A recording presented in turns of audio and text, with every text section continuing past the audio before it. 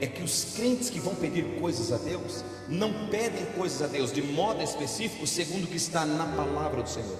Eles pedem segundo os padrões deste mundo. Então, antes de pedir um homem abençoado, cheio da graça de Deus, ela pede um homem loiro ou moreno, de 1,80 m. Antes de pedir, do que, minha linda? Olhos verdes, não é? É isso aí. Antes de pedir um homem temente aos céus, que não tenha nenhum compromisso com as trevas e seja extremamente compromissado com os céus, ela pede um rapaz que ganhe bem, que seja bem empregado. E a Bíblia nos diz, em João capítulo 15, versículo 7: se vós estiverdes em mim, e as minhas palavras, os meus conceitos, os meus valores compreendidos, inteligíveis, estiverem em vós, fica tranquilo, pedireis o que quiserdes e vos será feito.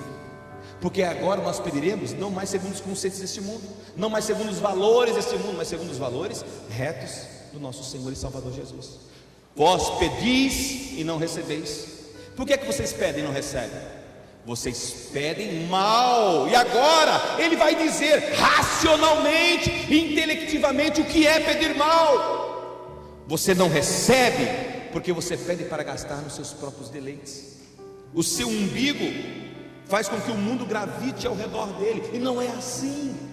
E não é assim. O Evangelho nos ensina a olhar para o outro, o Evangelho nos ensina a nos importarmos com o outro. E nós, fique tranquilo, Deus sempre se levantará alguém para se importar com a nossa vida. Fique tranquilo. Buscar primeiro o reino de Deus e a sua justiça, e as demais coisas, deve ter perguntado alguém lá no fundo.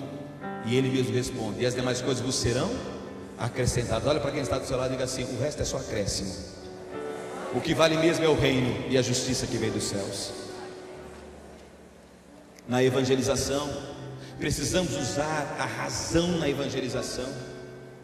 A palavra do Senhor nos diz, em Atos dos Apóstolos capítulo 8, há um fato maravilhoso, é um dos fatos meus de cabeceira. A Bíblia nos conta que um anjo apareceu a Filipe. Filipe estava num projeto de evangelização maravilhoso, projeto onde a cidade de Samaria estava se chegando aos pés do Senhor. O anjo diz assim: Filipe, vai para a estrada que se dirige a Gaza, lá tu vais encontrar um homem. E Filipe foi. Quando Filipe chegou, havia um homem indo numa carruagem, e a voz disse assim: Filipe, se achegue à carruagem. Com certeza a carruagem não estava numa velocidade assintosa, estava caminhando, e ele se achegou. E quando ele se achegou, ele ouviu. E quando ele ouviu que o homem estava lendo, ele disse assim: entendes tu o que lês? Você está entendendo o que você está lendo? Ou seja, atina a razão. Você consegue deglutir o conhecimento que você está adquirindo? Você consegue fazer com que esta informação que você está absorvendo tenha sentido? E o que foi que o homem disse? Como eu poderia entender se alguém não me explicasse? Como eu poderia entender se ninguém me explica? Ou seja, o que eu estou absorvendo é denso demais. O que eu estou tentando engolir é denso demais. Há porventura alguém que consiga retalhar? Há porventura alguém que consiga dirimir toda e qualquer dúvida? Há porventura alguém que consiga esmiuçar, esmigalhar, sem no entanto fazer com que perca o conteúdo? Ele disse: sim, eu posso fazer. Sobe aqui. E ele estava lendo Isaías capítulo 53, versículo 4 a seguir. Ele levou sobre si os nossos pecados, levou sobre si as nossas dores. O castigo que nos traz a paz estava sobre ele, pelas suas pisaduras nós fomos sarados. Nós reputávamos como aflito, ferido de Deus, e assim por diante. Nós o vimos como raiz de uma terra seca. Olhamos nós para ele, não víamos beleza nem formosura. E o homem perguntou: de quem é que o profeta está falando? De si mesmo ou de outra pessoa? Olha a dúvida. E o que foi que Filipe fez? Diz o texto que, começando dali, não se estancou, continuou todo o texto e mostrou a ele as verdades que ali estavam contidas, fazendo referência a Jesus. Falou para ele sobre o Evangelho, falou para ele sobre a questão de conversão, falou para ele sobre a questão do batismo, a necessidade de nascer de novo. Enquanto Filipe vai explicando, enquanto o Evangelho vai se fazendo entendível, enquanto a mensagem vai se tornando intelectível, o homem olha e diz assim: ei, só um instante, aí tem água. O que é que impede que eu seja batizado? Filipe disse: nada impede, se você crer de todo o seu coração. Para crer tem que entender, tem que compreender, tem que fazer sentido.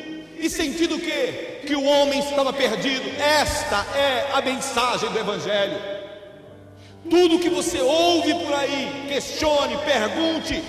A Bíblia nos conta que havia duas qualidades de pessoas ao ouvirem Paulo, e ela faz um elogio rasgado e diz assim: e os bereanos, os que eram de Bereia, eram mais nobres, eram mais parrudos intelectualmente do que os de Tessalônica. Por quê? Porque eles olhavam e conferiam nas Escrituras para ver se verdadeiramente era assim. Faça isso, você que frequenta essa casa, você que vem aí ver paz. Não importa se é o pastor que pregou, não importa se é o padre que pregou, não importa se é uma instituta papal, se é uma instituta de Calvino, não importa quem disse. O que importa é que Deus capacita você a entender o Evangelho. Você foi capacitado por Deus a, lendo, compreender.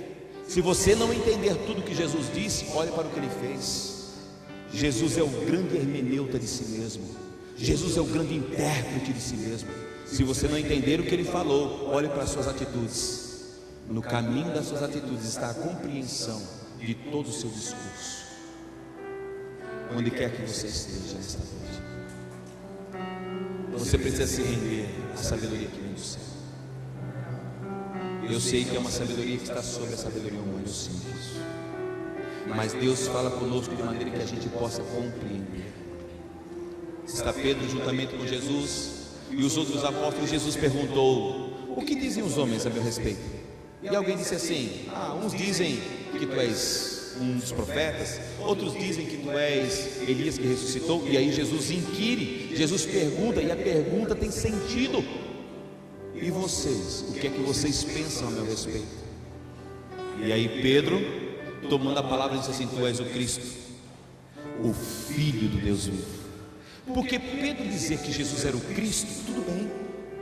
Todos os judeus esperavam um Cristo, todos os judeus esperavam um grande reformista, populista, todos os judeus esperavam um grande reformulador social. O Cristo, tudo bem. Alguém ungido, capacitado por Deus para uma obra específica, tudo bem. Mas após a vírgula ele disse assim: tu és o Cristo, o Filho do Deus vivo. Tu és igual ao Pai, tu és consubstanciado com os céus. E Jesus olhou para ele e disse assim: Pedro, não foi carne e sangue que te disse isso. Isso não se aprende nas faculdades. Pedro, isso não se aprende pura e simplesmente com o intelecto humano. É necessário que Deus revele, é necessário que Deus faça sentido na cabeça da gente. Que nesta noite o Evangelho faça sentido ao seu coração. Você que está caminhando sem compromisso para com Deus, você está tomando as suas decisões por si só.